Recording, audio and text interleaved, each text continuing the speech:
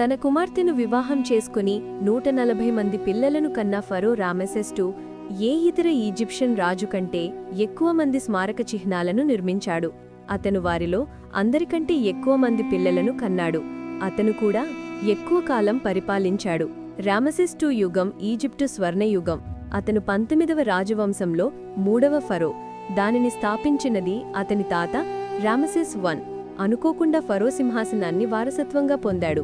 అతని అన్నయ్య మరణించాడు.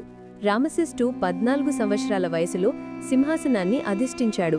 ఆ సమయంలో ఆచారం ప్రకారం అతను ఒక భార్యను తీసుకున్నాడు. అతను 15 సంవత్సరాల వయసులో రామెసెస్కు 4 పిల్లలు ఉన్నారు. అతని సుదీర్ఘ జీవితంలో అతనికి దాదాపు 80 మంది కుమారులు మరియు 60 మంది కుమార్తెలు ఉన్నారు. వారిలో ఎక్కువ మంది తమ బాల్యాన్ని బ్రతికించలేదు. రామెసెస్ చాలా చిన్నవాడు కాబట్టి ఈజిప్టు శత్రువులు దానిని దోపిడీ చేయాలని నిర్ణయించుకున్నారు. హిట్టైట్లు ఉత్తరం నుండి ఈజిప్టుపై దాడి చేశారు. వారు ముఖ్యమైన వాణిజ్య పట్టణం కాదేషును స్వాధీనం చేసుకున్నారు. దానిని తిరిగి స్వాధీనం చేసుకోవడానికి రామెసెస్ తన దళాలను నడిపించాడు. కాని అతను గూఢచారులచే మోసపోయాడు. హిట్టైట్లు ఈజిప్షియన్ శిబిరానికి దూరంగా ఉన్నారని వారు అతనిని ఒప్పించారు. బదులుగా వారు సమీపంలోనే వేచి ఉండి దాడి చేశారు. ఈజిప్షియన్లు ఓటమి అంచున ఉన్నారు. కాని బలగాలు సమయానికి వచ్చాయి. రామెసెస్ II ఆ యుద్ధంలో గెలిచాడు. కాని యుద్ధంలో కాదు, అతని దెబ్బతిన్న దళాలు కాదేష్ నుండి వెనక్కు తగ్గాయి. రామెసెస్ తన విజయాన్ని దెబ్బతిననివ్వడానికి సిద్ధంగా లేదు. అతని ఈజిప్ట్ అంతటా భారీ నిర్మాణ ప్రచారాన్ని ప్రారంభించాడు.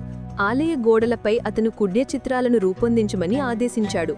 దురాక్రమణదారులను ఒంటరిగా ఓడించడాన్ని వారు చిత్రీకరించారు.